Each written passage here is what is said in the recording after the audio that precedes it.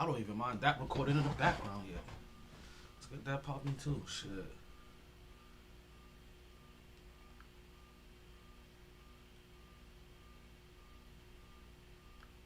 The hell did I do that? I don't remember half of that shit.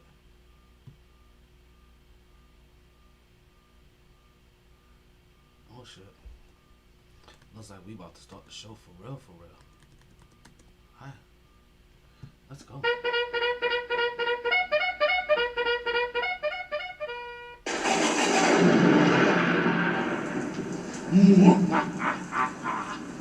As Metro's Mercury grade approaches, I shall create the illest podcaster known to mankind.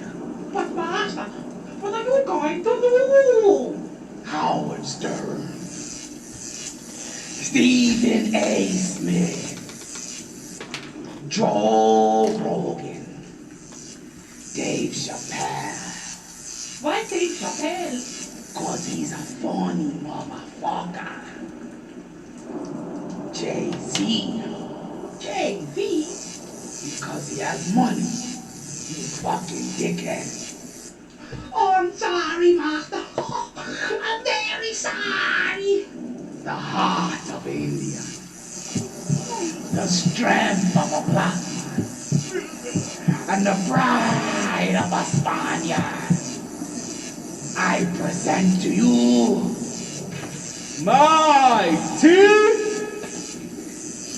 It's alive. He's walking, Master. He's walking. MyT Sports.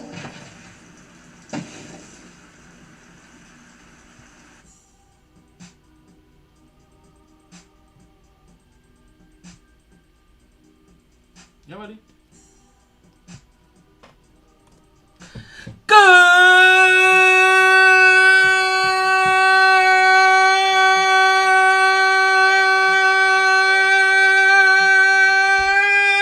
afternoon, and welcome back to another edition of the MyT Sports Podcast. I am your host, the big homie down the road, Mon Taylor. Yo, it is another Fuego day in the hottest city in the world. It is February 1st. It is a Monday. You are officially listening to Season 6, Episode 78, Excerpt 271 of the MyT Sports Podcast.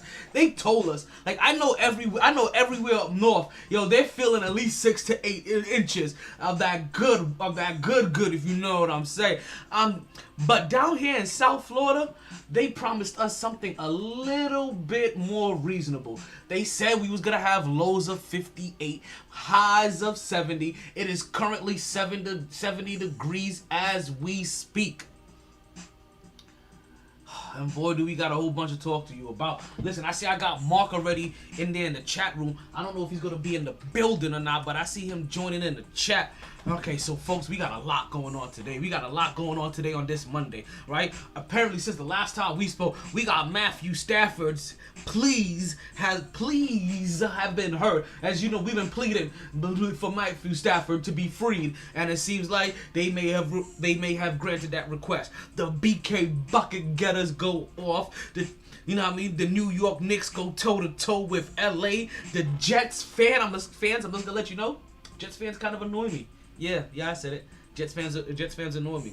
And we have a new 24/7 champion in the WWE. Oh man, we have all that and more coming up on the MyT Sports Podcast. But you know what I say? Regardless of the time. Take that. And regardless of the weather. You play to win the game. Hello? It's always a good time to talk some sports. Let's stir this bitch the fuck up. So,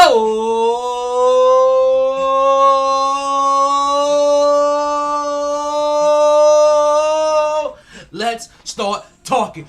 Woo! Back at it like a sports fanatic. MyT Sports. Man.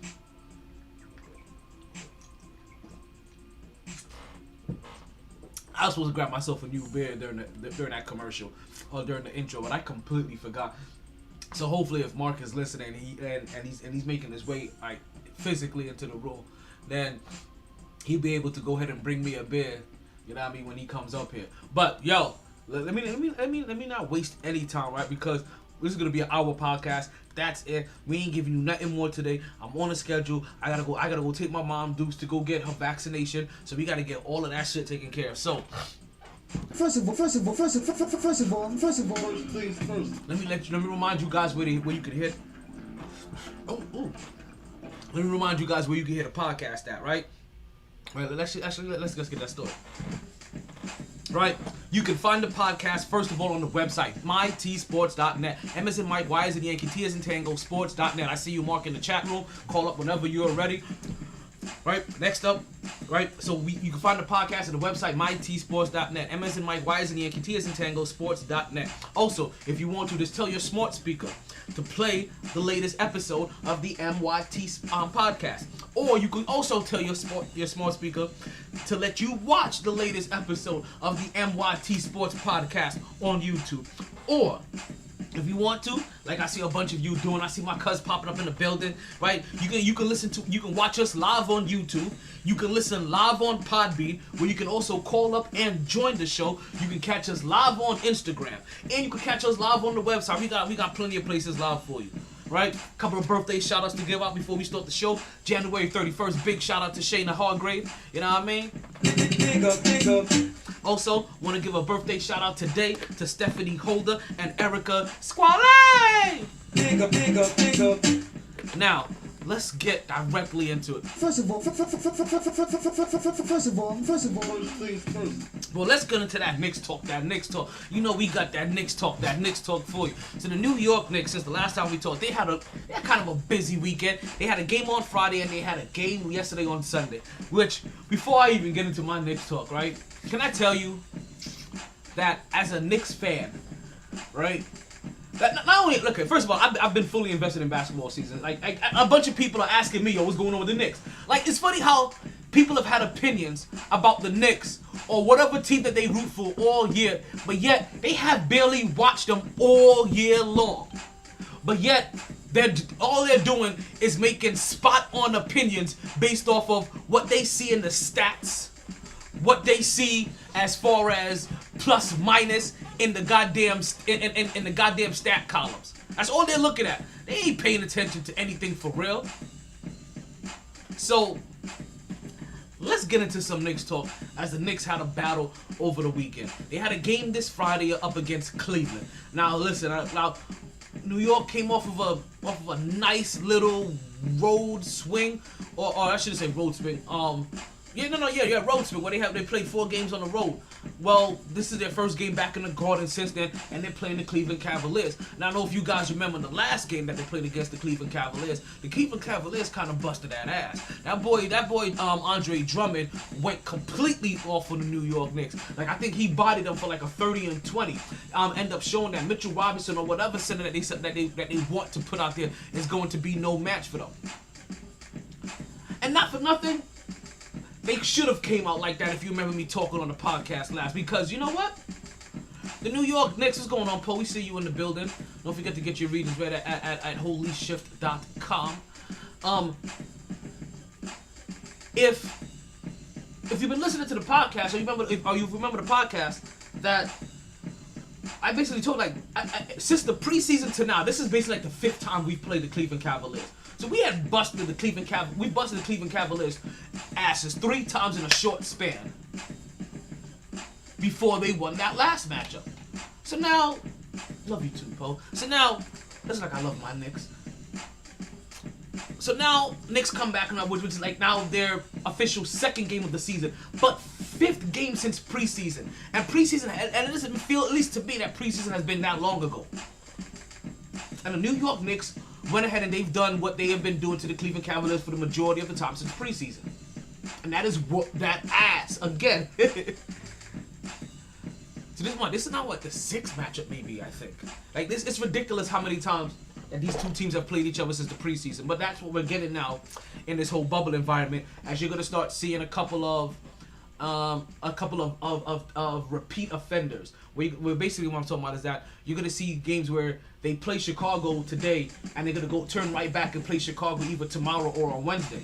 You know what I mean? Actually, that's exactly what's going on. That's actually what's going on. And then again, they're gonna play Miami at the end of the week, like on Saturday, and turn right around again and play them on Monday. So we're gonna start seeing a lot of those start coming about for the league.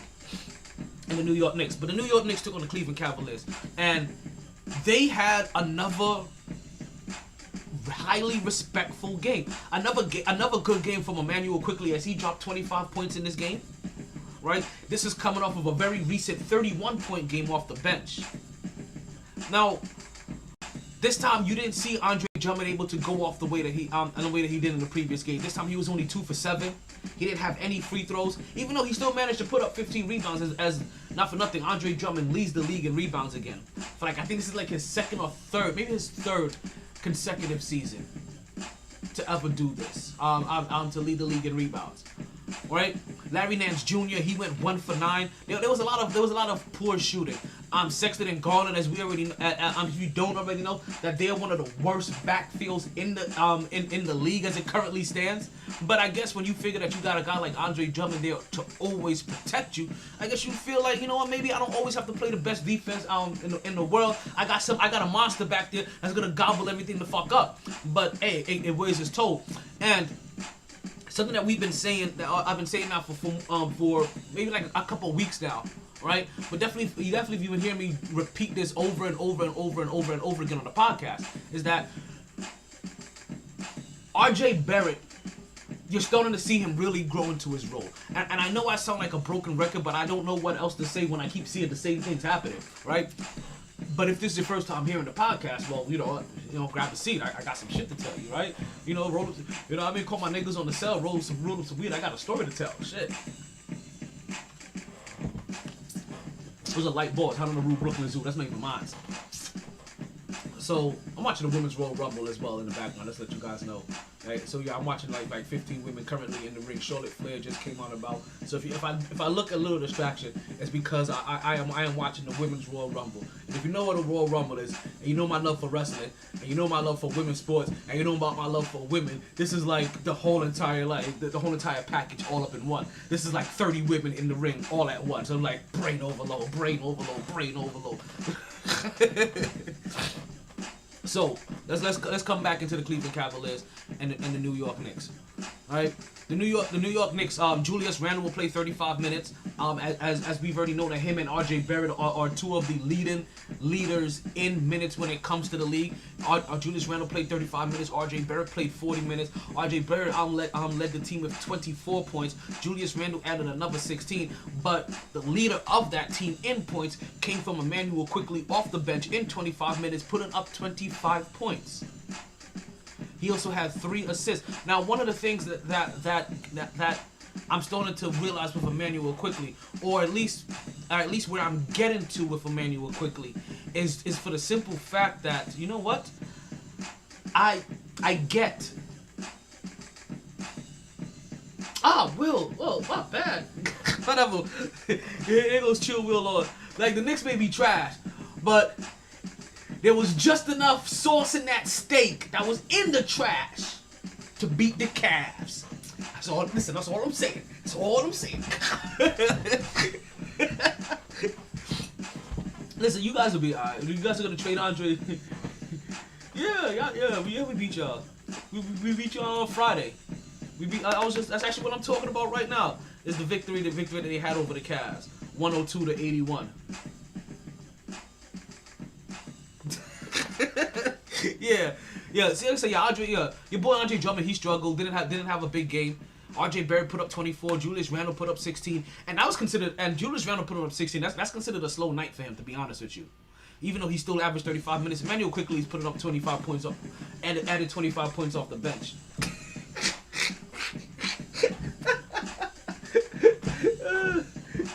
Yo, I'm sorry. What am I supposed to do, B? Yo. Now, one of the things that is still starting to bother me with the New York Knicks is that the fact that Emmanuel Quickly is continuing to come off the bench to the point where any game where they start slow or where they're not able to hold off the lead or just anytime their offense looks stagnant, I'm gonna keep coming back to the same thing, is that at some point in time, you really gonna need what? The back of your knock, because it's back. I don't even know what the hell you're talking about. oh, because I got the Knicks war paint on. You know what I mean? Look at Mark. Mark joining everywhere except for where he's supposed to be. You know what I mean? So the New York Knicks are at the point where I get what Tom Thibodeau is trying to do. At least I understand what he says that he's trying to do, right? And that is that he wants Emmanuel Quickley to be the spark off the bench. But you can't keep bringing him off the bench to a point where it's holding your starting lineup hostage. And that's currently what's happening when you're starting Alfred Payton. That's currently what happened when you're starting what's his name, DSJ, Dennis Smith Jr., who just recently requested to go down to the G League. I will go into that a little bit later. When you start Frank Ntilikina, anytime you start anybody that's not Emmanuel Quickley at this point, you're basically holding your offense hostage, and you can't keep pulling back like this. If this is the guy, if this is not even the guy, or if he's not the guy, if this is a guy that you think can be a starting point guard in this league, that can start putting your offense and your team in the places that it needs to be, so that they can not even so much win, but develop better. Because like I said, everybody else isn't helping the development of this team. They're holding that developmental process hostage. They're holding you back. It's like a big ass anchor when you start these other guys. At least now you start Emmanuel Quickley. Put him out there. Austin Rivers came into the league, came into the Knicks, and he had all that big rough talk. You know how light skins do, right? Right, so like he had all that big rough talk, hoopity hoopla, lotto, I don't fit you kind of shit, you know? Like, if he's gonna talk that rough talk, and not for nothing, he has proven it a little bit, right? But let him be the spark off the bench. Let him be that veteran presence off the bench. Let him be that guy that helps the second unit get in order. But you're gonna have to get Emmanuel Quickley in that starting role. If you believe that he's that dude, you're gonna have to let that iron sharpen iron. You're gonna let that steel sharpen steel at some point in time. Like you can't just keep bringing him off the bench and be like, oh, he's good off the bench, and then also say, oh, he's going up against the second unit, because you know what? At some point in time, Emmanuel Quickley plays enough minutes that he's doing this against the starting. He's doing this against the starting point guard, and he's drawing these same fouls on the starting point guard. Like if you're watching him play, he has this nice little nifty moves where he gets just enough penetration, right?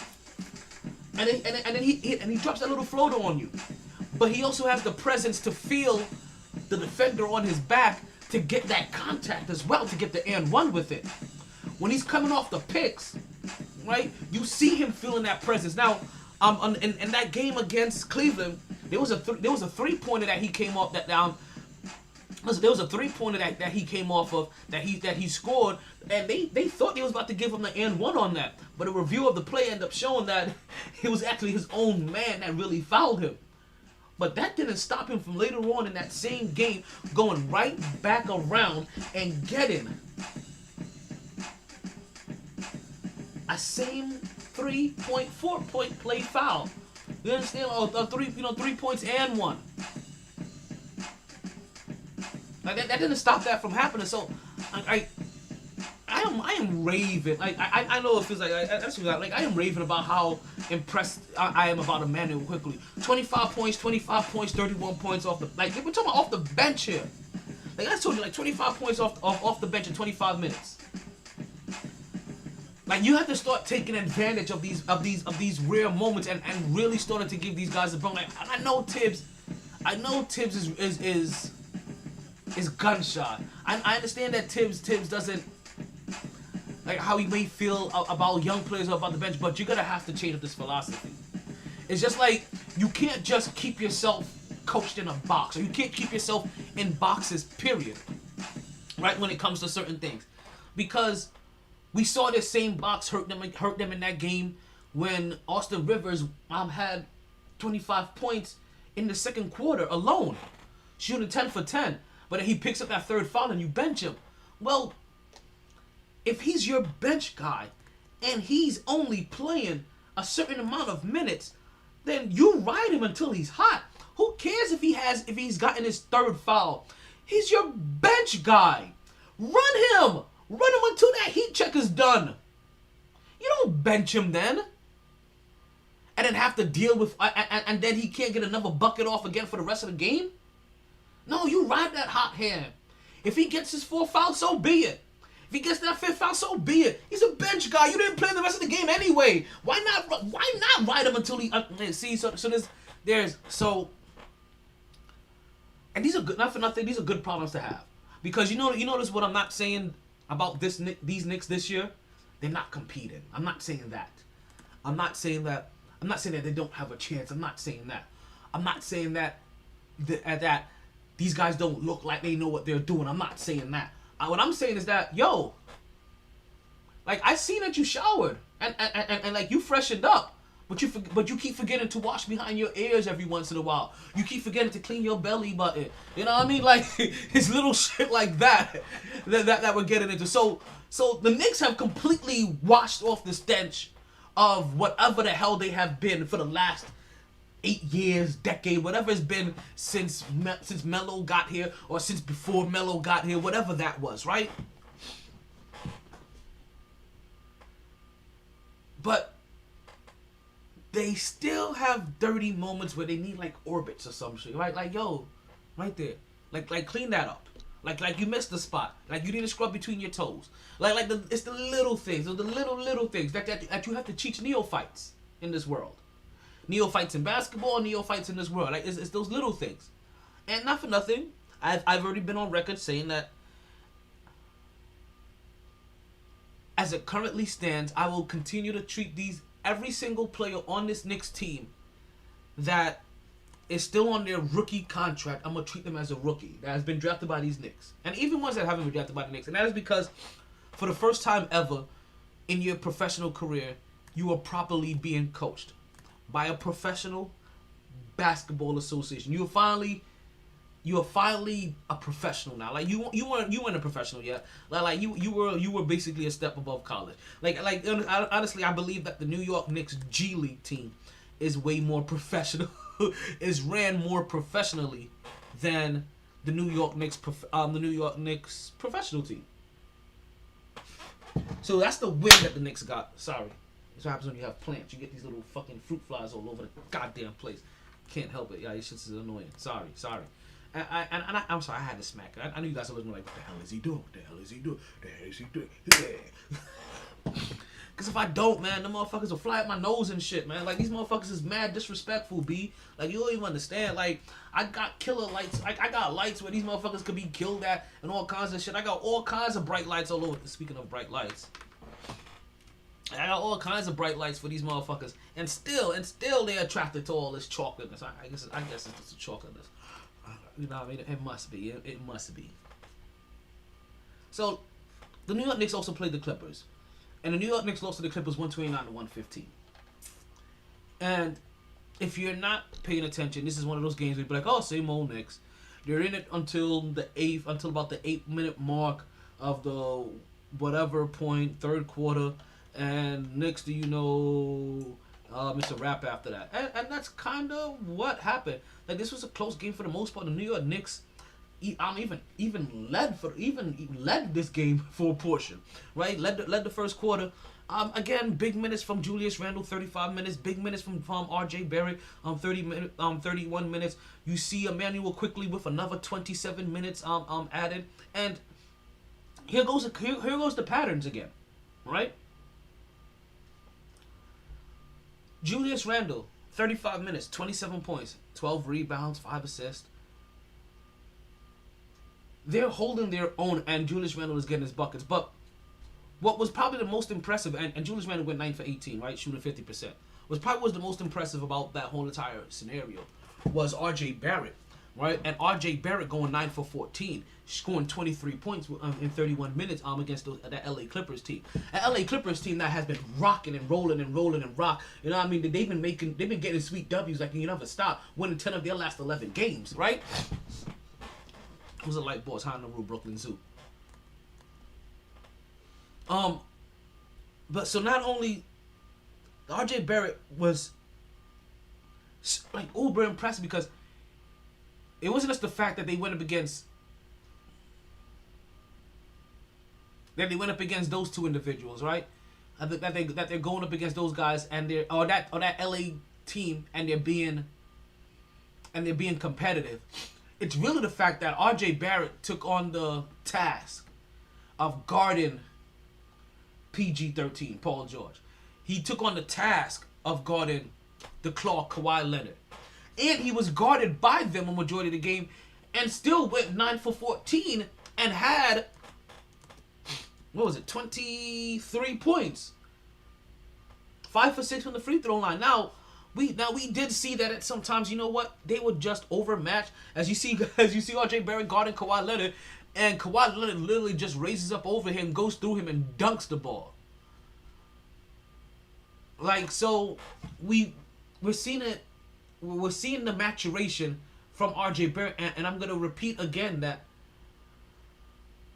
the difference, and I mean, there's a big difference between R.J. Barrett in his first 10 games of this year, when it looked like he was still possibly trying to get used to his role, his uppage in not just usage but also minutes, because that's really what the big thing was that he was getting a lot of minutes, and as we can see, somebody that along with Julius Randle, that his usage and his touches were going up as well, but and it was gonna be up to him and to make the right plays and be productive in this new role, because now we're looking at the back end of these last 10 games, and it is completely different of how the Knicks started off the season looking.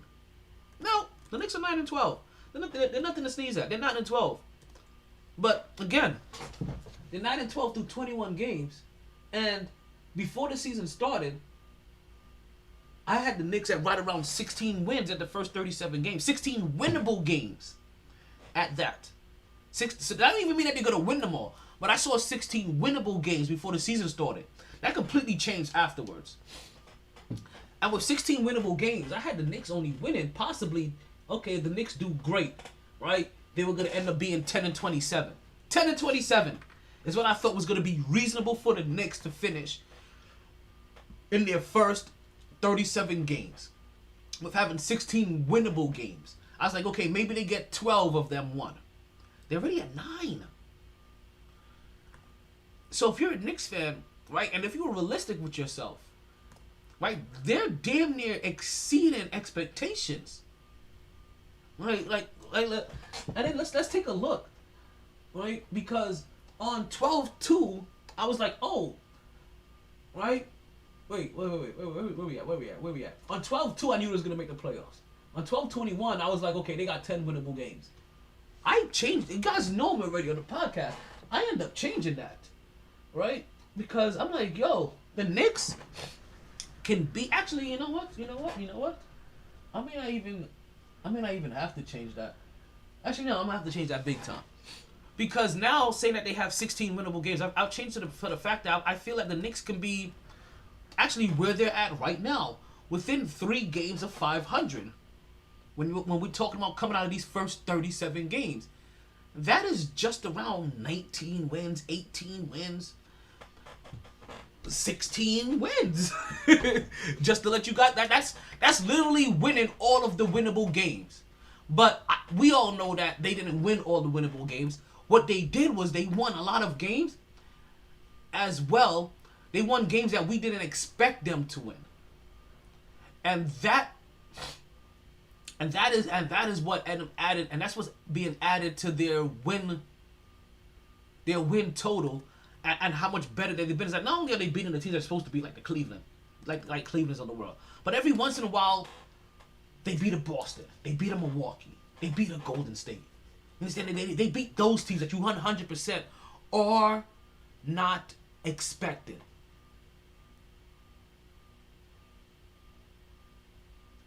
And that's what makes this roller coaster of a Knicks even so much better than anything anything that we could have imagined. Now, one of the other big downfalls from the Knicks, and this is probably going to be the last thing I'm going to talk about for the Knicks right now, before we move on, one of the big downfalls for the Knicks so far this season is Obi Toppins. Obi Toppins came out looking like a nice, good, high energy guy, still not really being able to find himself.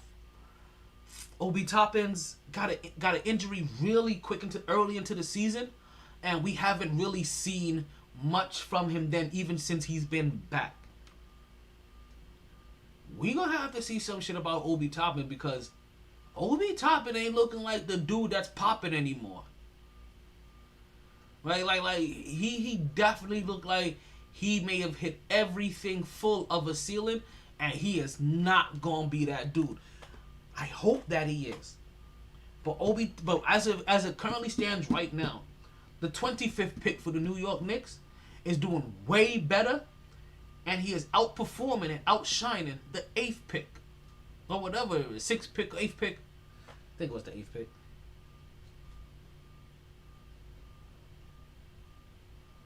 Of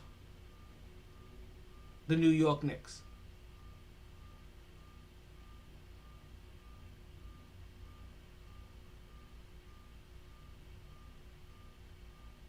I'm sorry. I'm over here watching Naomi do her Naomi thing, as she is trying to prevent herself from being eliminated from the Royal Rumble.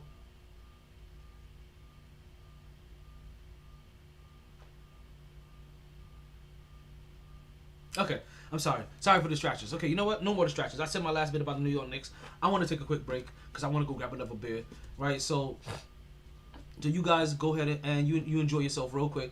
I'm gonna play a quick song from who I got lined up today. You know, I'll play a quick song from the nephew Trey Cinco. Letter to the family. We'll be back in just a moment. I'm thirsty. I want to re-up.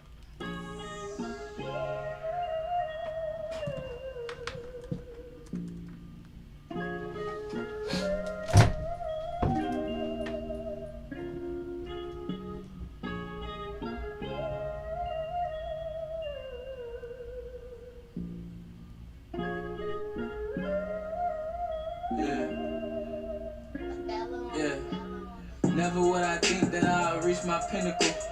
Love my sister, I swear me and her identical.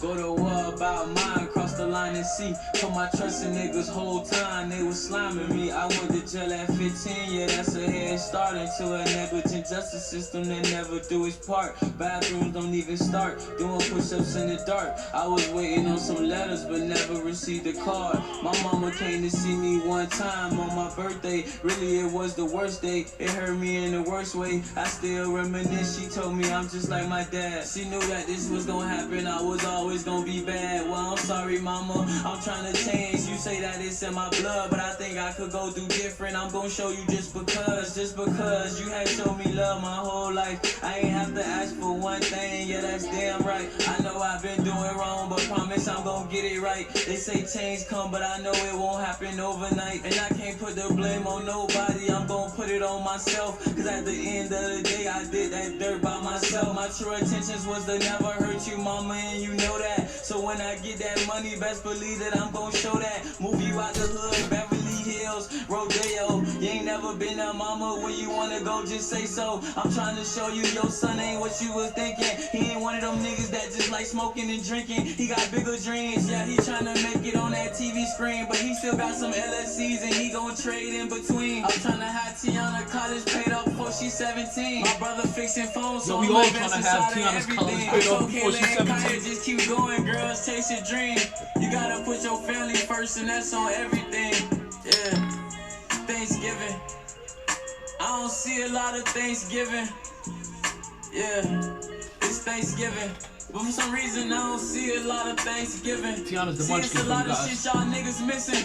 And I think all y'all niggas tripping. You was supposed to help the hood, I think you really forgot the mission. My uncle got a boat, but he don't even do no fishing. My stepdad a manager, he playing his position. Might as well be my real dad, but I ain't doing no dissing. Cause that other nigga ain't never been in existence. So now I think you know what I meant by playing position. Met my mama when I was 2 and he ain't never do no switch. He wrote the whole 9. Remember when I called DCF, I had they toll line. Told him that he hit me knowing I'm lying the whole time. 20 plus inside the bathroom, I went and stole 9. Trying to impress my friend, it's like I ain't have my own mind. Yeah, man, you feel me? I wanted to get all this for Thanksgiving, you know what I'm saying? Y'all let that shit sink in, man, you know what I'm saying? Family first, you know what I'm saying? So, I want you to go tell your loved ones happy Thanksgiving, man, because you don't know when you're going to see them again, you know what I'm saying? You don't know when that last day going to be, man. You don't want to end on a bad note, you feel me? Yeah. All that, Cinco. All right, we are back to the MyT Sports Podcast. I'm still your host, the one and only Untitled Chapter. Thank you guys for still listening. If you're listening, that means you're listening to one of the many places that I've told you to find the podcast. The easiest way, just remember to tell your smart speaker to play the latest episode of the MyT Sports Podcast. Tell your smart speaker to play the latest episode of the MyT Sports Podcast. M as in Mike, Y as in Yankee, T as in Tank. Excuse me, lot of mercy. Sports Podcast, and they'll get you squared away. Whether you tell that you want to listen to it or you tell them that you want to watch it. I just grabbed my fresh beer. That's what that was. I had to get that congestion off the chest. All right. So let's actually get into some breaking news that we got. I know I'm a Knicks fan, and I like to nick up the place. So you know what I mean. But there's actually some breaking news that really happened in the NFL while we were gone. Like there was a quarterback that finally got his trade request, and that is by the name of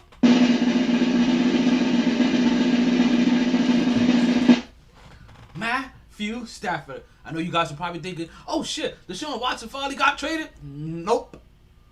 He's still there. Which now makes me break the rule that made me realize that, you know what? That what the hell are they waiting for? That I'm thinking like, yo, Matthew Stafford, he can't be traded. And these guys can be traded until the Super Bowl is done. But nah. You can get that shit talked about and finalized and whispered out in the air. So Matthew Stafford gets traded for Jared Goff, of all people, right? And nothing against Jared Goff or anybody like him, but we see why. We know why LA got rid of Jared Goff. Jared Goff basically is on a team that is loaded on defense. And good enough to beat Seattle, good enough to challenge Tampa Bay, good enough to challenge a lot of teams in this NFL. They just feel like they're short on one particular place, and that is quarterback. And to say that Matthew Stafford is going to be the savior, that's kind of a hard pill to swallow as it currently stands, because as much as we love Matthew Stafford, right, and I'm not trying to play devil advocate here, right, it's just that, listen, we're happy for him. Let me put that into the Ethernet first, right? We are happy for Matthew Stafford.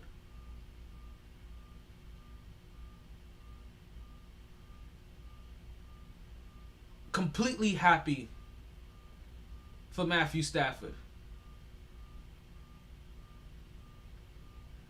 that he is being freed from Detroit, because we already know that Detroit has not been the place that stars like to be at. You know what I mean? Like a lot of the stars that they've had, especially the major names, they've end up retiring early at the end of the day. So we're happy Matthew Stafford got free. We're happy that the LA Rams got under Jared Goff. We're even happy that Matthew Stafford went there. But now you realize that LA has been putting themselves in a position for some years now, right? That they believe that they can win a Super Bowl. You get Matthew Stafford there. There's no more excuses for either one of you guys. So Matthew Stafford has been able to kind of like, he's been flying, but he's been flying right underneath the radar. Right underneath that radar, right? Not really being held accountable for shit. Being able to put up good numbers. You know what I mean? Getting credit for all of the good. Not really being blamed for any of the bad. You know what I mean? Like having the organization take all of that hits. The LA Rams, they've been kind of flying. They've been flying high, but it's been kind of been like all under the radar. You're like, you know what? We're doing good, right? We're in LA. We need to continue to bring LA. Because we're in LA, we need to continue to bring LA a competitive team that wants to always win. We gotta bring the flair. We gotta bring the shine. We gotta do whatever it takes to win. We gotta be in win now mode every single year. Like we get all that, B. You know what I mean? Like fully. Like, welcome to Good Burger, homie. Like, I'm joking. Like, we fully get that.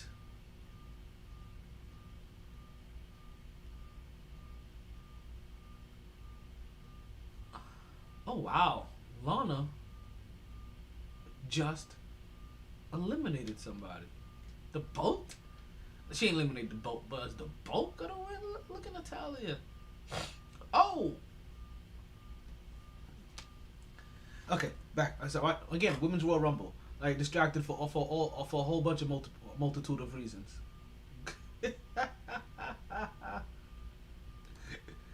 She look at Natalia looking nice in her suit. What the hell did I just miss?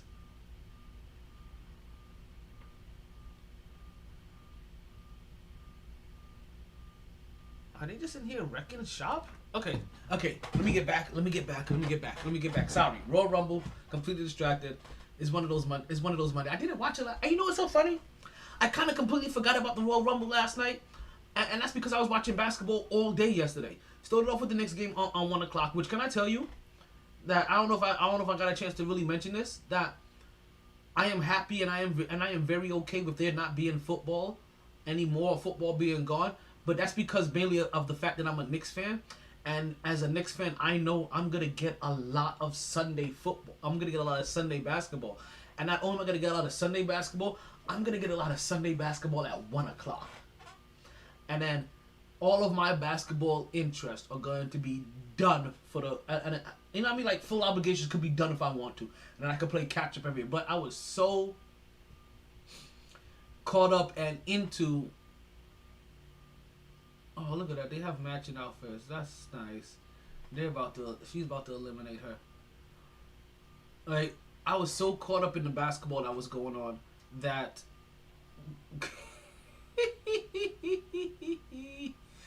that I completely forgot about the Royal Rumble as the Women's Royal Rumble continues to go on. And listen, we're down to about the last 4 competitors. Just to let you know. So that's another reason why I was getting as interested as it is. Right? And we got about 18 minutes on the podcast. And let's continue to get into this Jared Goff trade with Matthew Stafford. So, yes, I get it. Matthew Stafford going to LA, like, it means a whole lot. But LA, for the most part, like I said, they've flown under a nice little radar. While they've been relevant and they've continued to stay relevant in their market, they've been able to challenge the big name teams in their division as well. You know, and even continue to be proper conference contenders. They haven't been able to get over that hump, but it's been alright, right? It's kind of been okay because they realize that, yo, you guys had a stacked defense. We think you have a great mind when it comes to coach. You just don't have you just don't have the quarterback. And we've quickly identified that Goff may not be that dude. Well, everybody believes that Matthew Stafford, that his only gripe, his only downfall is that he hasn't had what I just said LA has. And LA's only thing that they've been missing is just a simple guy like Matthew Stafford. A decent, reliable quarterback. You know, like, you've heard it. Man, we had a guy like Matthew Stafford, we'll probably win a Super Bowl. Well, now you got Matthew Stafford. And so let's see if you could go ahead and pull that off, because you've beaten the best with less.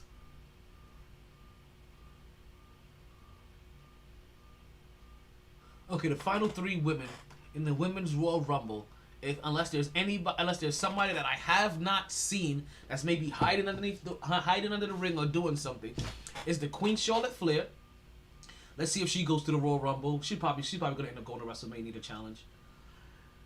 And 2 upcomers.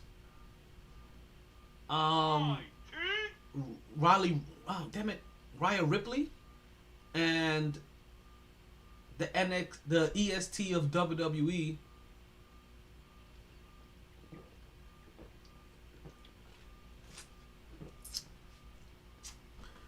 So we'll see who's gonna win. Odds on, so looking at the 3 people that's here, you're probably gonna give it to Charlotte Flair. Charlotte Flair is probably gonna be the one that's gonna end up main event in WrestleMania against whomsoever they have as the women's champion and she'll probably end up winning WrestleMania. I'm winning another championship at WrestleMania. I don't know. I can't remember if Charlotte Flair has already won a Royal Rumble. So that's another thing that's keeping me intrigued, because if she's never won a Royal Rumble before, then this would be the perfect time for them to put this on her resume as she continues to move on. But like I said, the same thing I'm saying about her. If she's already won one, this is also the same. Like, these are like Rhea Ripley and the NXT and the EST of NXT, Bianca Belair, are the two next women that they're trying to give a major push to. So, Charlotte almost eliminated. Those are the two women that they're trying to give a push to.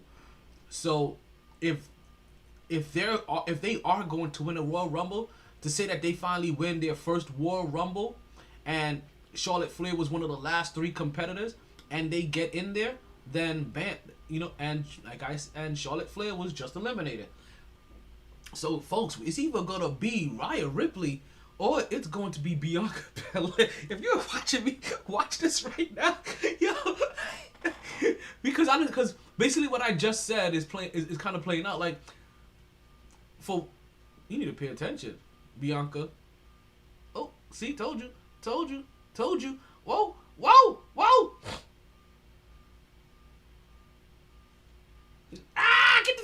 Get the feet up. Shit. Okay. So they both almost got eliminated by each other. All right, so Bianca Belair and Rhea Ripley. Yeah, so for them, this is gonna be a big push, because these are two of the women they would like to be of two of the next big stars moving up in WWE.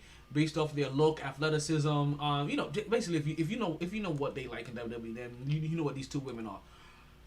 And yeah, this is gonna be big. So they eliminated Charlotte. They as one of the final 3. The boat was with them, and they're able to get this victory to move on to their first WrestleMania and challenge for the belt. Yeah, this is going to be huge. So there's a change of the guard, because not for nothing, but you know how wrestling is.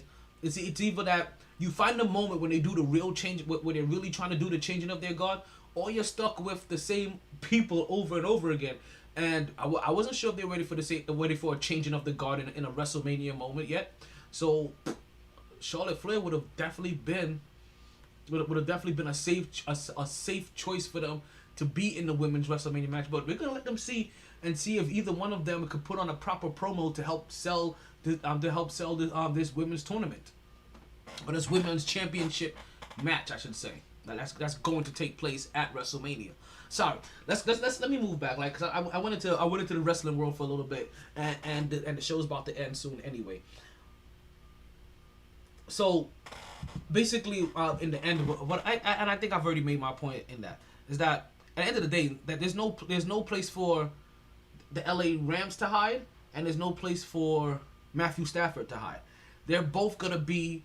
Matthew Stafford's gonna be on the main stage, and they're both gonna be on the clock. That you guys are now gonna have to put together a championship. Now, am I saying in 1 year? No.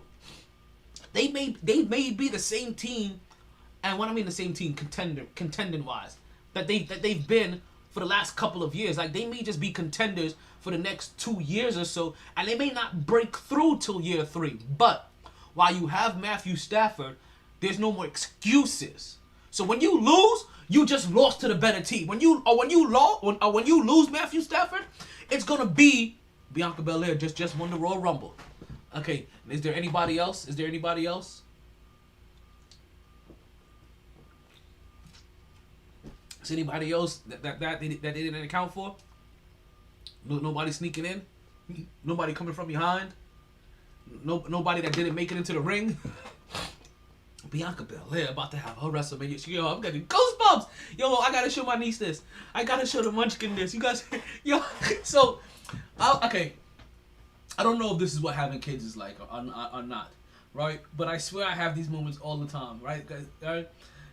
Because Bianca Belair is a black woman. Like, let me just get that out of the way too. So not only do I want my niece to watch like the WWE match, just because just because of what's about to go on, right? Because it's a women's Royal Rumble, and she get to see all of these women competitors.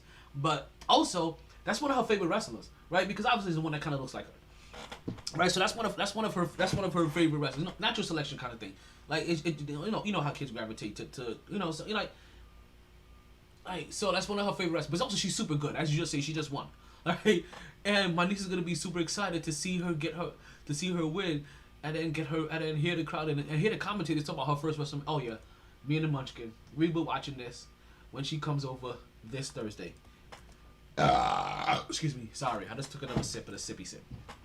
All right, folks, last 10 minutes of the podcast coming up, and we about to get things wrapped up. So this trade with Matthew Stafford, that's not gonna be made official until about like March 17th. So that's when that will be official. We'll continue to keep our ears out to see if anything else happens with the trade, any more pieces get added. So far right now, it's a 2022, 2023 first round pick, and it's a 2021 third round pick. Add Matthew Stafford for Jared Goff. Now, let's go ahead and switch back gears, right? As we're talking about teams that are being held accountable, right? Let's talk about the Brooklyn Bucket Getters for a second, right? As the Brooklyn Nets, they recently had a game against the Washington Wizards. In a game that was 100 and do I have those numbers ready? 100 and what was it? 15? 100 no, sorry. 149 to 146. Now,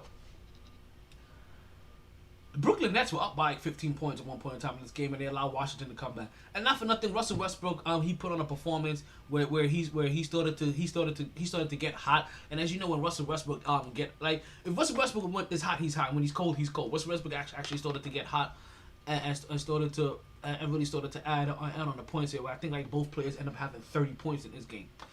You add that on what Bradley Beal has been doing, the current scoring leader in the NBA, and It just led to problem for the Brooklyn Nets, and I call the Brooklyn Nets the Brooklyn Bucket Getters because I can't call them the Brooklyn Defenders. I can't call them I can't call them hard as the streets as they represent.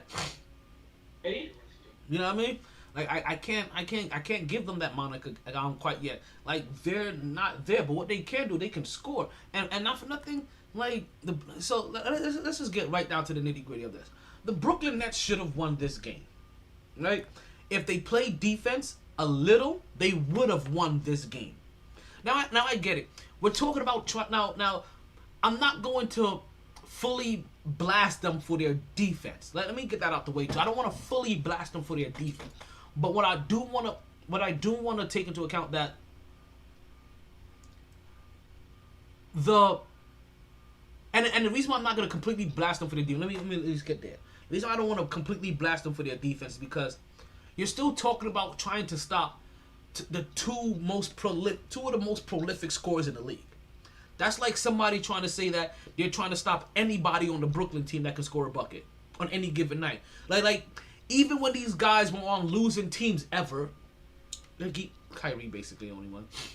But even when these guys were on their individual teams, you couldn't stop them from getting buckets. So I don't care if you pair two of them together or you pair three of them together. These guys are going to get their points. And that's exactly what happened in Washington. Russell Westbrook and Bradley Beal got their points. Now, the Brooklyn Nets had a chance to win this game, and it was kind of like a little deja vu scenario. As you guys remember that the last time they played the Washington Wizards, they ended up losing this game on what was two last-second shots, one by Kyrie and one by Kevin Durant.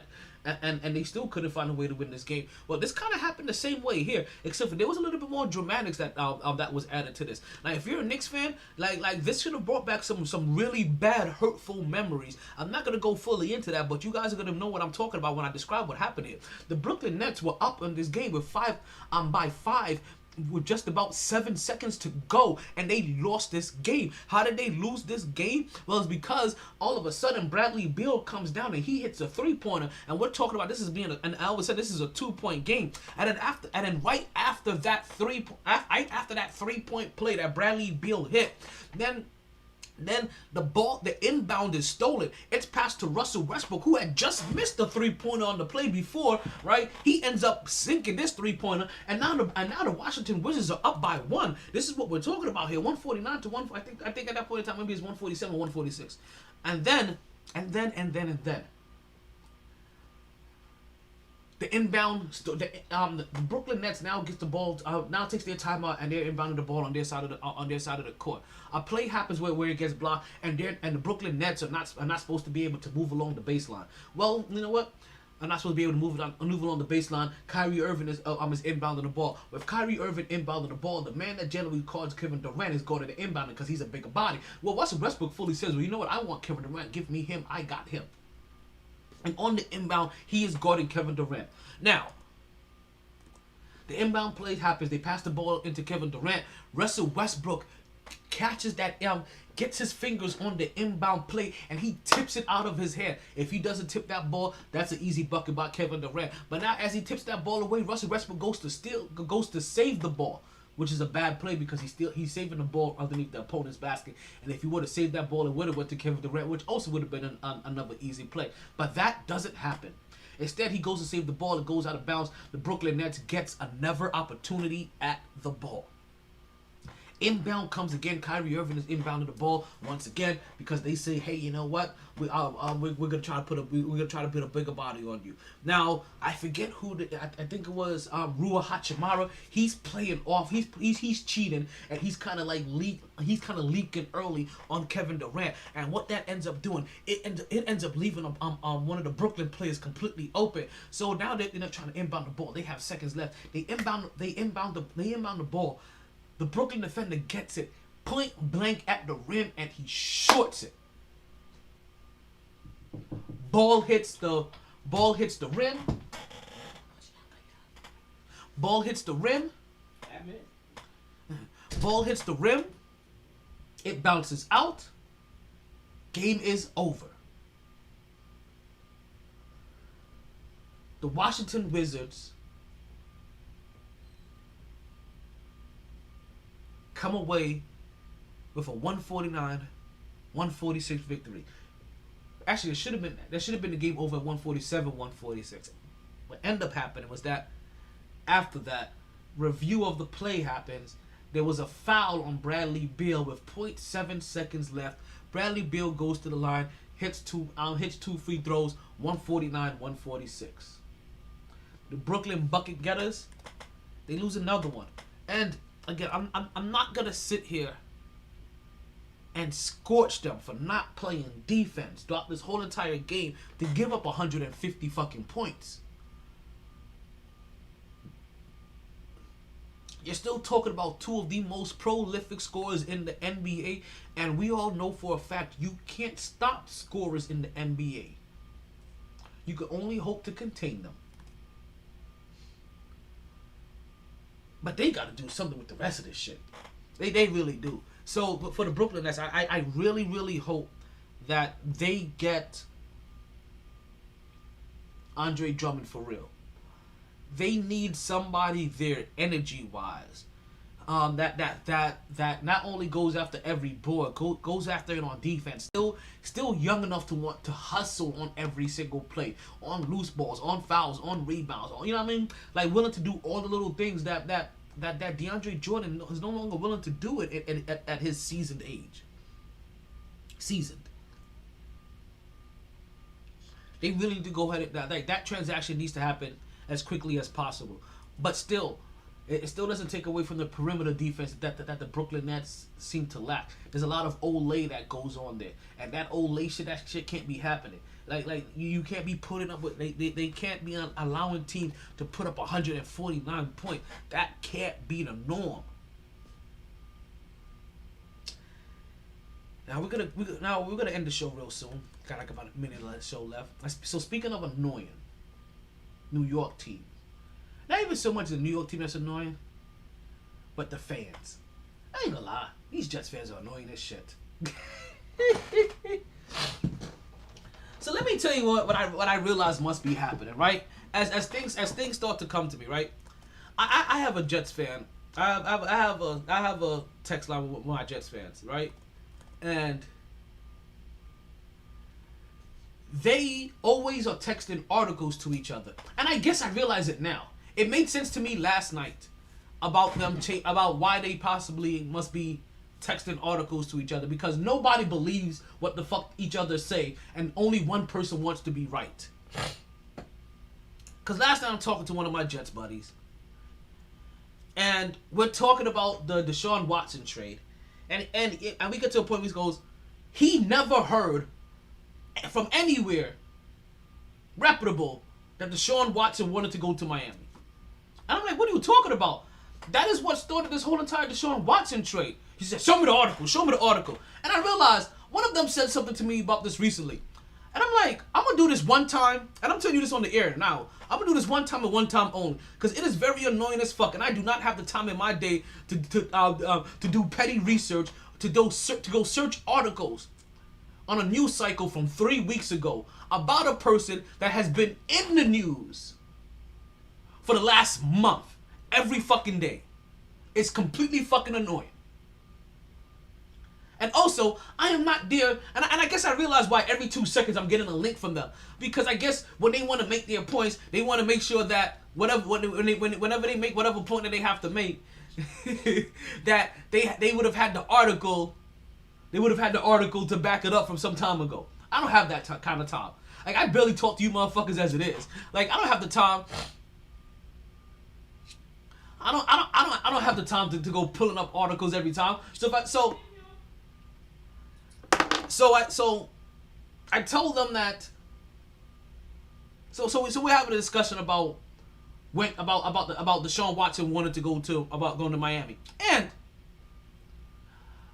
from the very quick research, I was like, okay, I know that we all heard this. We talked about it in the podcast. He wanted to go to Miami. This is what started this whole talk. Well, he never heard that. All he heard is that the number one team that he wanted to go to was the New York Knicks. I'm like, okay. That came later on, about 2 weeks afterwards. He's like, I ain't never heard that. I'm like, okay, whatever. So now at some point we're arguing semantics. Because then I showed him the article that also was aired on Sports Center at that. And he goes, oh, that was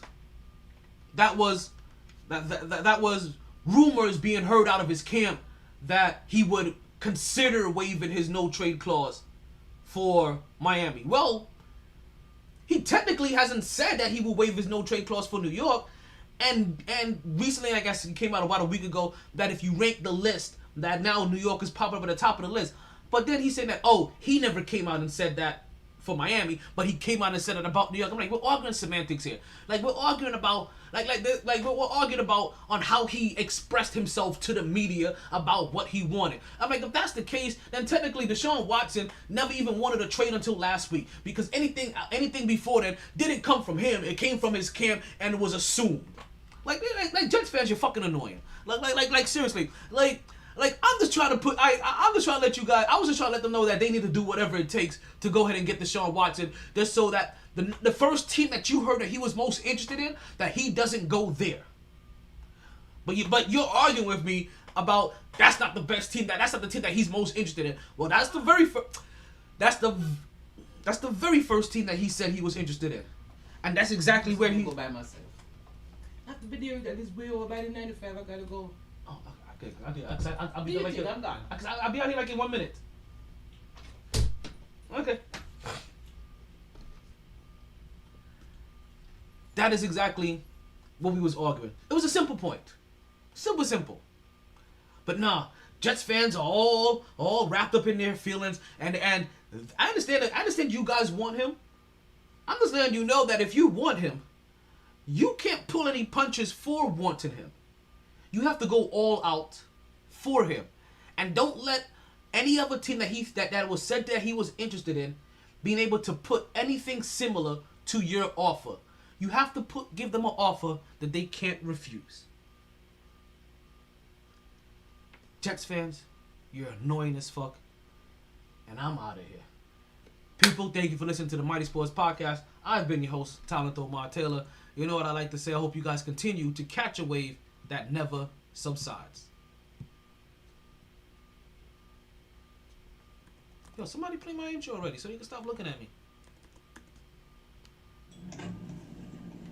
Sorry, B. I tried. Honest. All the bandwidth in the world couldn't keep me contained. No lag, no lag. Gonna share my talents with Pod B Live. Always knew I'd take the pod there. Just a lot later than a lot of listeners thought. Last of the real gabbers. Well, maybe not the last. Munchkin got good mic skills. New, improved MyT Podcaster. Potting down now. Last call for drinks. Bars closing. Sun's out. Heard the casino got a buffet breakfast.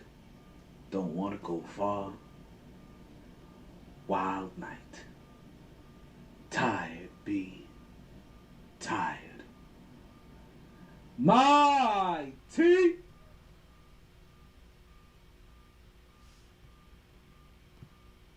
Sports.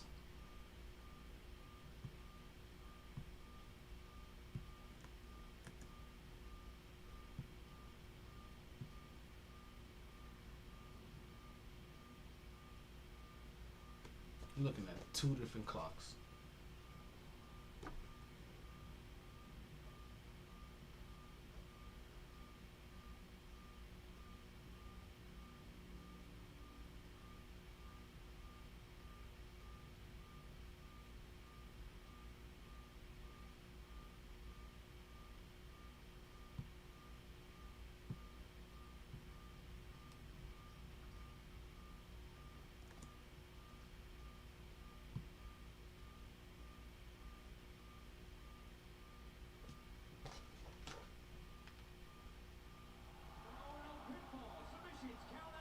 Disqualifications. The only way to win is to incapacitate your opponent to the point that they cannot reach their feet by the count of 10.